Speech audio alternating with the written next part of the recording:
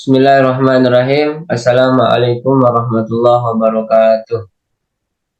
Waalaikumsalam warahmatullahi wabarakatuh.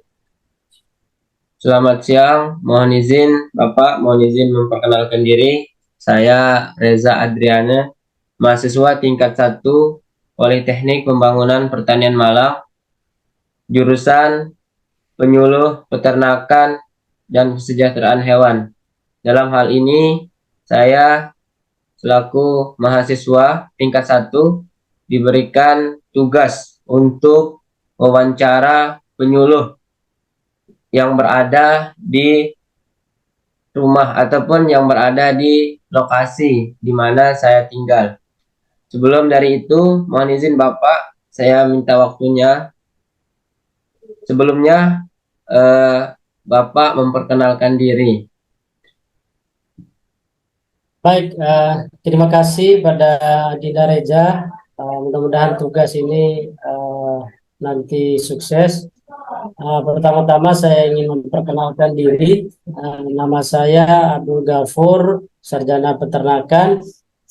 Eh, saya penyuluh pertanian yang bertugas di wilayah WKPP Desa Pelangan, Kecamatan Sekotong, Kabupaten Lombok Barat, Nusa Tenggara Barat.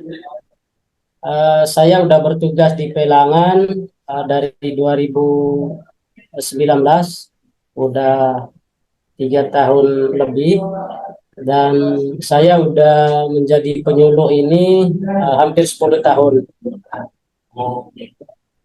Dan saat ini saya berada di kantor Balai Penyuluh Pertanian Kecamatan Sekotong yang ada di Sekotong Tengah. Demikian Adinda Reza. Baik, Bapak. Selanjutnya, pertanyaan kedua, berapa tugas pokok dan fungsi selama ini bagaimana selama menjadi penyuluh? Baik, penyuluh ini kalau kita mau bicara tentang apa tujuannya adalah membangun pertanian yang kompeten, terutama untuk pelaku utama. Pelaku utama adalah para kelompok tani dan pelaku usaha, sehingga mereka mampu untuk mengembangkan usaha pertaniannya. Nah, itu menjadi dasar dan tujuan dalam rangka penyuluhan pertanian. Nah, sehingga tugas pokok kami itu adalah melakukan persiapan penyuluhan, pertemuan, kemudian pelaksanaan, evaluasi, kemudian pelaporan untuk mengembangkan penyuluhan pertanian. Nah, sehingga kita berharap bahwa apa yang kita sampaikan nanti kepada para pelaku utama dan pelaku usaha mempunyai efek. Nah, terutama tujuannya bagaimana merubah sikap. Kalau dalam istilah penyuluhan itu adalah PSK, perilaku, sikap, dan keterampilan. Nah, pola pikir inilah yang akan kita rubah karena kita memang selalu fokus pada bagaimana membangun SDM, sumber daya manusia, tentang pelaku utama.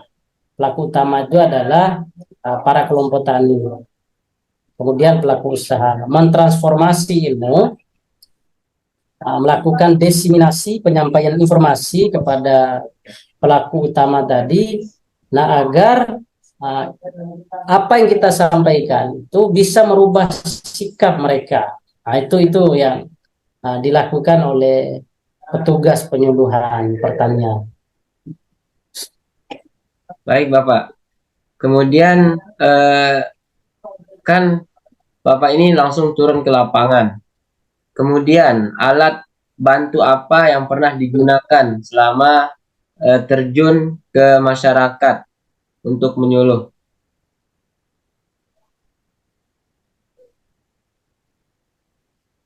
Baik, dari beberapa metode yang kita lakukan untuk melakukan penyuluhan pertanian, yang pertama kita harus menyesuaikan juga bagaimana sumber daya yang di lapangan itu sendiri.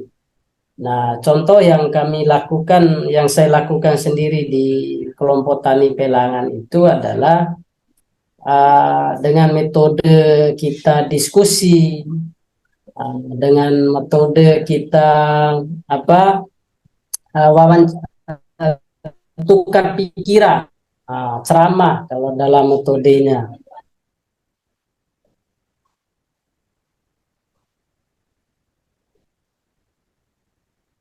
Nah, kemudian bagaimana kita membuat media itu agar pelaku utama yang saya sebutkan tadi itu bisa untuk menerima transformasi ilmu itu dari penyuluh ke para petani. Misal, ada beberapa kelompok yang kurang memahami baca tulis gitu kan. Maka metode yang kita gunakan itu adalah memberikan gambar, ya kan, gambar tentang bagaimana tanaman itu sakit, gitu kan. Kemudian apa obatnya atau cara menanganinya seperti itu. Nah, kemudian kita juga melakukan diskusi antara penyuluh dengan pelaku utama itu.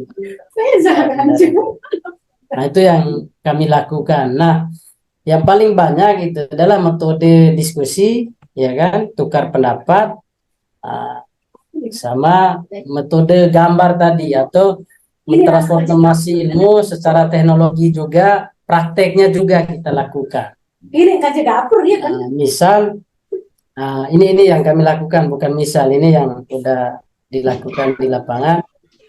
Bagaimana sih cara tanam padi sistem jajar legowo, ya kan? Sebelum melakukan tentang jajar legowo itu, perlu ada persiapan materi dari penyuluh. Kemudian metode apa nanti yang akan kita berikan? Jadi buat gambar tentang bagaimana cara tanam padi dengan sistem jajar legowo. Baru kita praktek di lapangan nanti, jaraknya sekian, ya kan? Seperti itu, Adinda Reza. Baik Bapak, setelah melakukan penyuluhan terhadap petani di daerah yang Bapak tangani, bagaimana kondisi petani saat ini terhadap hasil penyuluhan yang Bapak lakukan?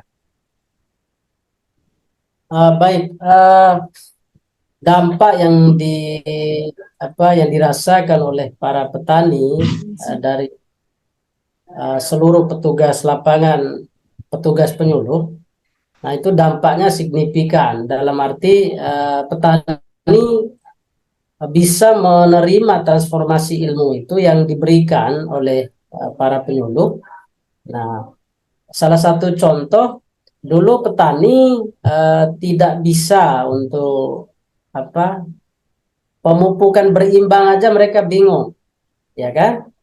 Nah, bagaimana memupuk yang benar antara apa kebutuhan tanaman itu, NPK-nya, ya, sehingga mereka mau bisa menerima, dan itulah perilaku yang dari mereka tidak bisa menjadi bisa, dari tidak tahu menjadi tahu. Nah, karena penyuluh itu adalah bagaimana meningkatkan pemahaman tentang pertanian itu sendiri. Maka hadirnya penyuluh itu begitu signifikan merubah perilaku PSK tadi.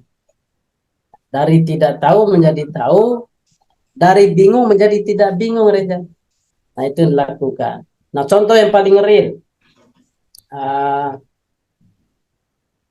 dulu petani Pelangan itu belum tahu bagaimana cara jarak tanam jagung saja yang sederhana itu belum tahu, ya kan?